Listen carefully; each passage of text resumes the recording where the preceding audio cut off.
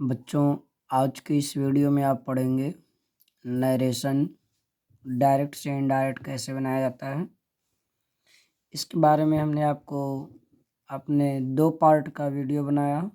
उसमें आप सबको हमने इस डायरेक्ट इनडायरेक्ट के सारे रूल बता दिए हैं। अभी कुछ रूल रह गए हैं जिन्हें आपको ध्यान से इस पार्ट 3 में समझना होगा।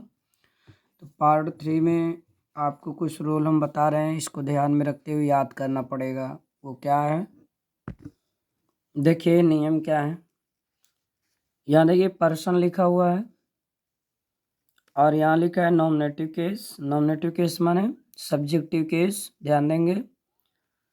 और पजेसिव केस माने अपना के भाव में, अपना के अर्थ के लिए यहाँ पजेसिव एडजेक्टिव रहेगा तो माई है और ये सब, और पजेसिव प्रोनाउन लाना है तो माइन वगैरह ये सब आता है।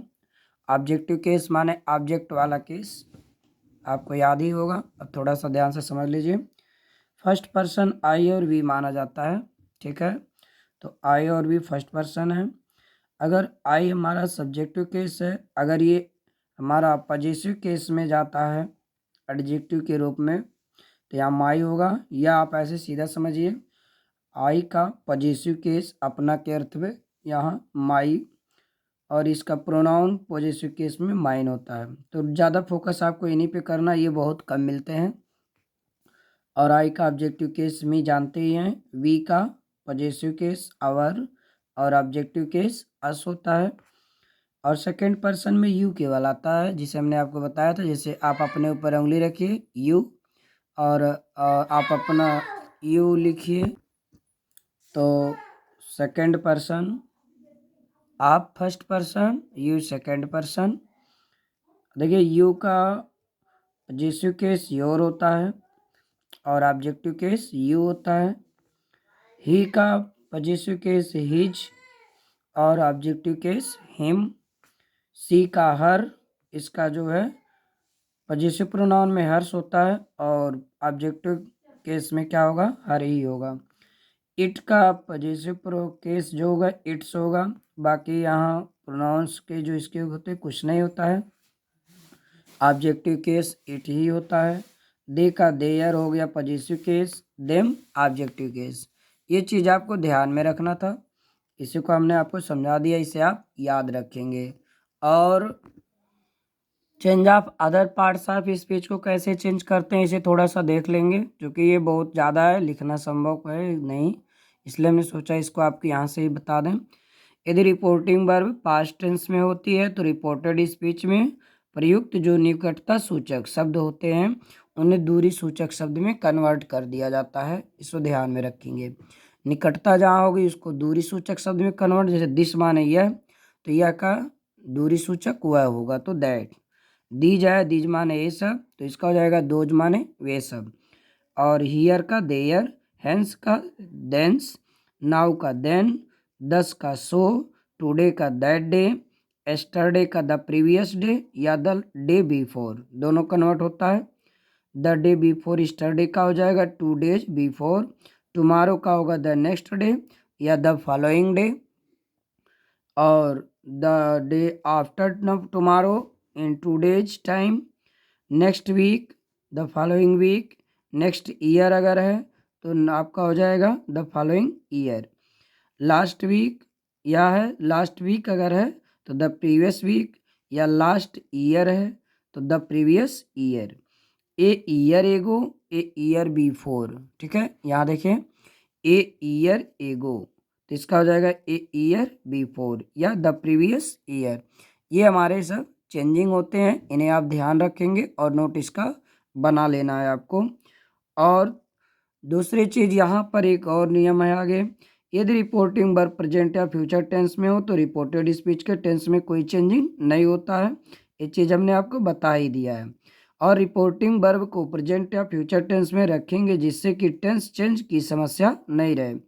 और चेंज ऑफ पर्सन की प्रक्रिया जैसे आप चलाते हैं वैसे आप समझे ही हैं, उसी को आप चलाएंगे। इन्वर्टेड कामा के भीतर के असर्टिव सेंटेंस अगर है तो इनडायरेक्ट स्पीच में इन्वर्टेड कामा के बदले में क्या लाते हैं हम लोग, दैट।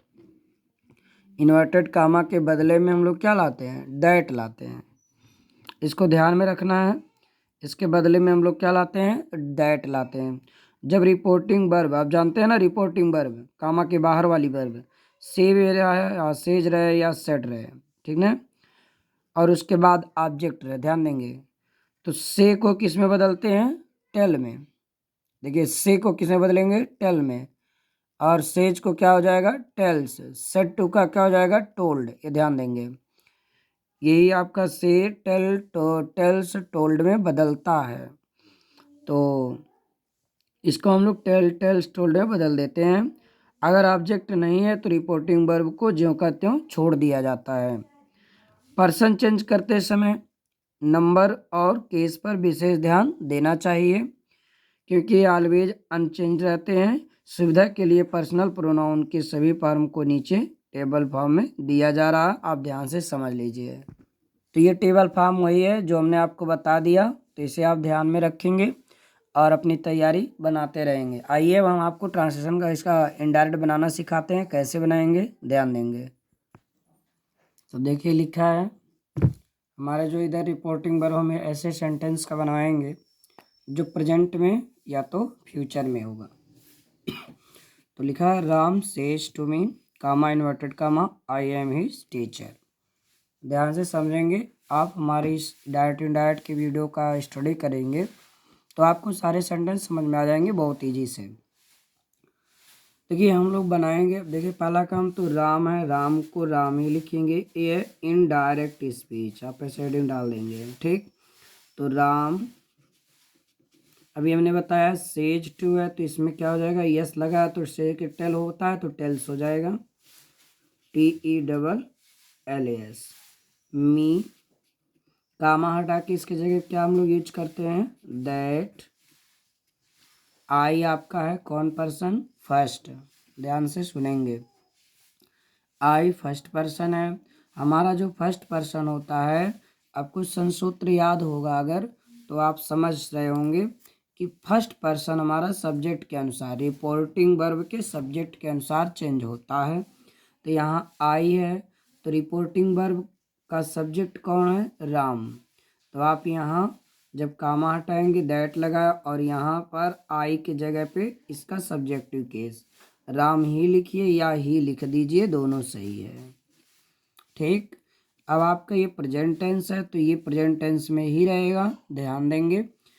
आई के साथ एम लगता था, लेकिन ही के साथ क्या लगेगा प्रेजेंट टेंस में, इज, ठीक। और आपका ये हिज टीचर लिखा है, तो ये हिज कौन सा पर्सन है, थर्ड पर्सन, ठीक।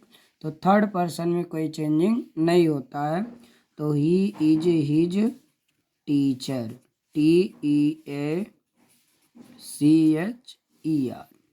समझ में आ गया। अगला सेंटेंस है दूसरा, सी सेज, कामा इन्वर्टेड कामा, यहाँ हो गया सी सेज कामा इन्वर्टेड कामा। आगे आप लिख लें I am a singer, SINGER, singer. तो इसे बनाएंगे, यहाँ हो जाएगा सी, सेज को सेज ही रखेंगे क्योंकि इसके बाद ऑब्जेक्ट नहीं है, इसको ध्यान में रखना है। जब ऑब्जेक्ट होता है तभी हम लोग इसमें सेज को टेल्स में बदलते हैं। तो हो गया सेज, यहाँ हो जाएगा दैट। आई कौन पर्सन है, फर्स्ट पर्सन, तो सन सूत्र से, SON, सन सूत्र से। अब आप देखिए 1 2 3 राइट करेंगे, यहाँ ऑप्शन सूत्र में 1 2 3 राइट कर लीजिए, 1 2 3, तो फर्स्ट पर्सन सब्जेक्ट के अनुसार। तो आई इसका सब्जेक्ट सी है तो यहाँ सी हो जाएगा, आई के साथ एम लगा था, सी के साथ क्या लगेगा, is a singer. I hope आप समझ रहे हैं। अगला सेंटेंस देखिए, अगला सेंटेंस मैं राइट करता हूँ, my father says to me, comma inverted comma, you are a good teacher, you are a good teacher. अब आप यहाँ देखिए, इसमें लिखा है my father says to me you are a good teacher. तो आप क्या करेंगे, बनाइए। तो माई फादर FATHER, सेज के टू यहाँ ऑब्जेक्ट है, तो इस सेज किस में बदलेगा, आपको याद होगा, टेल्स में। टेल्स मी, कामा की जगह पर दैट, यू कौन पर्सन है, सेकंड पर्सन। ये कौन पर्सन है, सेकंड पर्सन। रिपोर्टिंग वर्ब के ऑब्जेक्ट के अनुसार, तो रिपोर्टिंग वर्ब का ऑब्जेक्ट कौन है, मी। कौन ऑब्जेक्ट है, मी। तो मी, यहाँ देखिए यू ये सब्जेक्ट के प्लेस पर था, वह जैसा कुर्सी वैसा भेस भी होना चाहिए। आपको जिस चेयर पर बैठना उसके योग्य बनना पड़ता है। तो यहाँ यू सब्जेक्ट का चेयर लिया है, तो मी को भी यहाँ सब्जेक्ट के रूप में ही आना होगा। तो मी का सब्जेक्टिव केस आपको याद होगा, क्या होता है, आई। क्या होता है, आई। तो यहाँ हो जाएगा आई। यू के साथ आर लगा था प्रेजेंट टेंस में, तो यहाँ आई के साथ प्रेजेंट टेंस में क्या लगेगा, एम। इसके बाद a good teacher, a good teacher, TEACHER। ठीक। सेंटेंस है I sell said to her, comma inverted comma, she has an umbrella, UMBRELLA,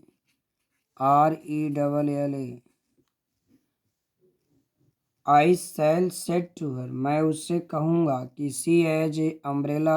यहाँ पर आप एन लगाएंगे, ध्यान नहीं पड़ा, क्योंकि इसको भी आप समझ लीजिए, एन और ए का यूज कब होता है, बहुत से बच्चे नहीं जानते हैं। बहुत से बच्चे ये जानते हैं कि जब AEIOU वावेल से स्टार्टिंग होता है कोई वर्ड तो वहाँ एन लगता है। ये बिल्कुल गलत है। जिसका उच्चारण प्रोनंसिएशन हिंदी स्वर से होगा, किससे होगा, हिंदी स्वर से, वहाँ एन लगेगा। और जिसका उच्चारण हिंदी स्वर से नहीं होगा वो ए लगाया जाएगा उसके साथ। जैसे अभी मैं यहाँ लिखता हूँ आवर, देखिए यहाँ इसके पहले एच है लेकिन लगाएंगे इसके पहले एन। अब ये एच साइलेंट, इसको हम लोग पढ़ते क्या है, आवर। क्या पढ़ते हैं, आवर। ऐसे है यूनिवर्सिटी, UNIVERSITY। तो यूनिवर्सिटी में यू पहले है लेकिन इसका प्रोनाउंसिएशन क्या है, यूनी।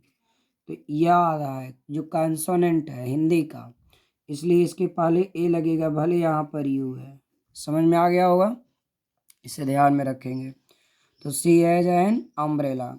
तो हम लोग यहाँ बनाने का प्रयास करेंगे। तो बनाते समय ये देखेंगे लिखा क्या है, आई सेल सेट टू किस में बदलेगा, टेल में।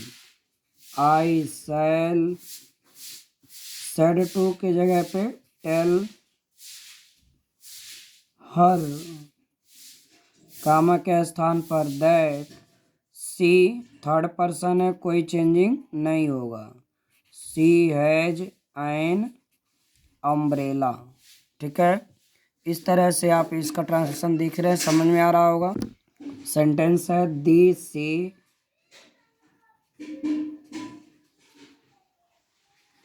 दे say we are, comma inverted comma, we are doing our work. ये सेंटेंस है, बनाइए। तो दे से, कामा इन्वर्टेड कामा है तो कामा की जगह पे, तो यहाँ दैट,